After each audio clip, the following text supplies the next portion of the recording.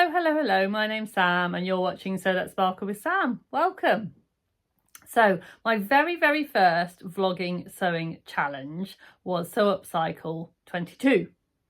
So I was so excited when Karen and Becky said that they were going to do it again. So I'm really excited to bring you my hashtag Sew Upcycle 23 vlog this year. Wow, whole year, what fun. So I am halfway through the month in the vlog. So if you have watched the other vloggers on the vlogging tour, and I will try and see if I can find a playlist and link it underneath. If not, you need to find Karen from So Little Time and Becky from Notes and Sewing Room, because they are both organising the event, and definitely go and follow them and find out all of the information that you need on the challenge. But I will pop the rules up here. So basically you have to turn something old into something different. So no new fabric, something that already exists in the world, a duvet cover, a tablecloth, a garment, and turn it into something new. Give it a new life, new lease of life. And this year you can do bags if you want to, but no pet items. So make a garment into another garment, make something into another something, or yeah, that's basically the rules. And it is a set timed Instagram challenge. So on the 31st of October, you need to upload it to Instagram. If you haven't got Instagram, you can email Karen. I'll try and put her details below. And everyone can join in. And it's a really nice one to join into because it's really easy to do. So in this little vlog, I'm going to show you my plans and what I'm planning to do. Now, I've had quite a busy October, so I'm going to show you all of my plans. I'm not going to promise that they'll all be uploaded on the 31st of October. I'm hoping if I get at least one of them done, I'll be really happy. But I've got 3 projects that I had in mind because I think about Sew Upcycle all year round. And so when things kind of come into my repair basket that I think are beyond repair, I do put them somewhere safe in a little corner of my sewing room that says Sew Upcycle. And then I get to think about them then. So it's not something that I just think about in the month of October. It is something that I do all year round. So yeah, so hopefully I will get one of them done for you. Hopefully I'll get 3 of them, but I doubt that very much. So we'll see. So the first thing is something that you've probably seen before if you watch me regularly. And it is this beautiful space themed skirt. Now, this was one of my options to transform for the Busy Bee challenge. And as you can see, I like space. This is just an Angela Crane pattern, and it's just a simple vest top. And I think it's the one that they used on Sewing Bee, on one of the episodes of Sewing Bee. And it's just a fun, easy one. So I could make the skirt into one of these actually quite easily. I think I've probably got enough fabric. So that's always an option. If you've got a garment that you want to turn into another garment, one thing you can do is have a look through your patterns and look at pattern piece sizes and think about what pattern pieces are going to fit onto your garment. So that's always a good thing to think about when you're transforming one garment into another garment. So think about how much extra fabric you've got to play with things like facings. I've already unpicked some of mine. Think about what you've got to play with. Turn it inside out so you don't get any surprises, because obviously if you're popping pattern pieces on, you don't want to put your big pattern piece on and then realise you've got a big zip or something down the middle, or I don't know, or a seam where you don't want a seam. So you do need to have a think about what's gonna fit on. So I have had a big think and I think the best choice for this skirt is going to be the Donny shirt. I love the Donny shirt. I've made it a few times now. I feel quite confident that I can mess about with the pattern and still make a good hash of it. And I think that this fabric would make a lovely Donny shirt because I find the Donny shirt quite fun to wear. One thing that I do think I may have to do, and I do have to do it if I'm using just a metre of fabric for the Donny shirt is I might have to use a different piece of fabric for the inside of the yoke of the Donny shirt. But as I said, I have got a basket of lots of things that I want to recycle into one thing to another. And when I do the projects, I put a lot of my scraps of what I've used in that same, so I know it's all recycled materials. So I may have to dip into there and have a look what I've got and see if I've got something that match. And I did upcycle a pair of linen trousers. I just made them into linen shorts because I find I wasn't wearing the trousers, but I wear the shorts all the time. And I kept the leg parts in, so it might be that I pop a little bit of navy blue linen in with that. And I don't think that's cheating because I'm just using the original item for 2 items instead of 1 item. So I think that's okay. I'll have to check with Karen actually. If I am cheating, I apologise.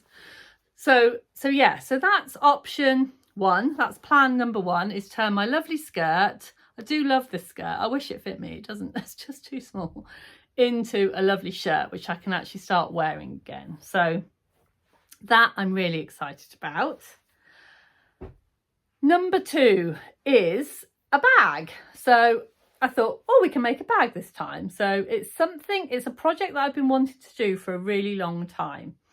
So I don't like to throw special things away. And I do get a bit attached to sometimes my children's clothes. Now, my children are 29, 26 and 23. So they are not little anymore. And only one of them lives with us now, so they've all moved out. But over the years I've just kept bits and pieces that they've either left here or they've had, and they've said, oh mum, you know, can you take this to the charity shop for me? And some things I've just kept, and one of the things that I've kept from each of them is a pair of jeans. So now I know I could possibly take those jeans, because they could be worn again and again, and take them to the charity shop for somebody else to wear. But the pairs that I've chosen are all ones that are either styles that I don't think people would want to wear, or they are quite heavily damaged, you know, kind of worn, because my kids have worn them again and again and again and again. Or they just have a special sentimentality to me, and I want to use them for something else for us to use. So I do understand that people might say, oh, but you know, that's a bit of a waste of denim. But it's not a waste of a denim if I'm going to reuse the denim and we're going to use it for something. So that's my feelings. I'm very happy to hear your comments. So yes, so because I've got 5 members of my family, I've got 5 pairs of jeans to work with, and one of them, actually the main pair of the jeans, was turned into shorts, so I've just got the legs to work with. So of course that, you know, that happens all the time, doesn't it? You change your denim into shorts and then you've got the legs to use. So I'm using the legs. So what I have done is I've made myself lots and lots of 4-inch squares. And then I'm going to, I'll pop a picture up of the original trousers, the original jeans. And then, yeah, and then I'm just going to do a 1/4-inch seam down the edge and then make strips out of them. Here's one I did earlier. So then I've got strips like this. And then I'm going to use my embroidery skills to embroider little bits on each of them, perhaps like things that remind me of my family. And then I'm also going to use all of the parts of the jeans. So I'm going to use the little kind of money pocket. I'm going to use some of the back pockets. I may use this one that's got the big hole in, because I just think it'll add to the kind of reuse element of it. And then I've also got one of these little itty bitty tiny pockets. I'm also going to be using the buttons, and I'm going to be using for this one, I thought it was actually quite good with the double button and the double button hole, and that is actually going to be the fastening for my bag. So I had a couple of options for bags. One of them was the core tote bag. I'll pop a picture of it up here and I'll put the details of where you can get it down below. And it's a completely free pattern. And that was the first one that I thought, oh, I think that one would be a good one for me to go for. And then when I started cutting all of the pieces out and making the panels, it seemed to make more sense to make it in a more traditional tote, like a square boxed tote. Because that way I could fit more of the features on and the pockets on. So that's what I'm going to do. I'm going to give it a traditional tote handle, bag handle, but I have got in my stash. Now this is something that I have reused. So this is the hardware from a bag that was completely ruined, but I kept all of the hardware. So I've got all of these bits that came off the bag, but the bag was to be no more. So I've kept all of the bits. So I'm going to use that hardware. And then I bought just a meter of this bag webbing. So I'm going to have a traditional tote handle, but then I'm going to pop this on so that if people want to, they can sling it over their shoulder. And then the idea of this is I'm going to turn it into our family bag, because I don't know about you, but if you have older children that come and visit your house, they always go away with a bag of stuff. My kids do. I've got this for you, I've got that for you, grandma gave me this, so and so gave me this is for you. And they always go away with a bag of stuff. So, and I never get my bag back. They just go away with all my bags. So this is going to be the family bag. I'm going to make it really embarrassing. I'm going to put like their names on it. I'm going to embroider stars on it, and I'm going to do all of those kinds of things so that when they see it back in their house, they're going to go, oh, that's mum's bag and must give that back to mum. And the rule will be you can take it with you to take all your things, but it needs to come back. And then equally, it will be a bag that, you know, just kind of hangs in my hallway for those little trips to the shops that you need to go and get your pint of milk, or you need to go and get a loaf of bread, and you need to go and, I don't know, go to the pharmacy and pick up your HRT, whatever it is, you need to take a bag with you. And yeah, and that will be our family bag. So I'm not going to rush this project. So I don't know whether I really hope I get it finished in time. I have got a lot of hand sewing to do, but yeah, I think it's going to be a real labour of love, a project, yeah, a project of self-care, I think. Yeah, so that is my idea for the bag. I'll put this over here. Oh, and I forgot to tell you, I'll need to line the bag. And again, so I've got this shirt, which is my son's shirt. And again, it's one that he asked me to pop into the charity shop. And because I've done lots of volunteering in charity shops before. And can you see there's a button missing? And quite often when there's buttons missing on things, it can go straight into rag. Because people don't tend to, you know, if they don't tend to want to worry about sewing a button on. And I don't want it to go into rag because I just think it's too lovely for that.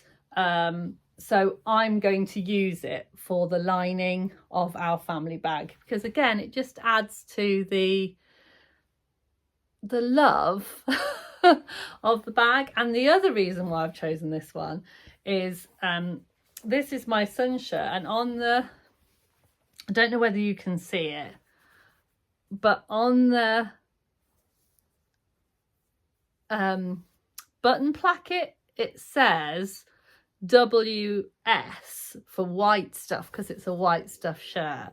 And me and my husband are SW, Simon Whittaker. So I thought I might just try and see if I can add that in somewhere. I know I'm such a sentimental old fool. Some things I just can't give away. So yeah, so that's the lining of my bag. I did have another option for lining.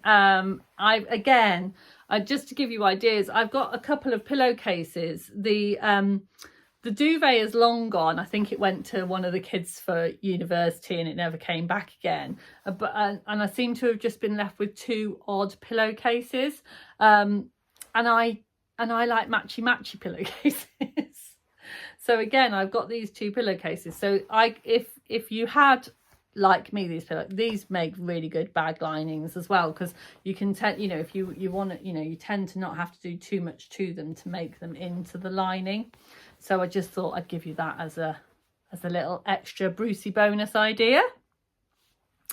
And then it is my last plan, my last idea, and it is for this gorgeous embroidered tablecloth.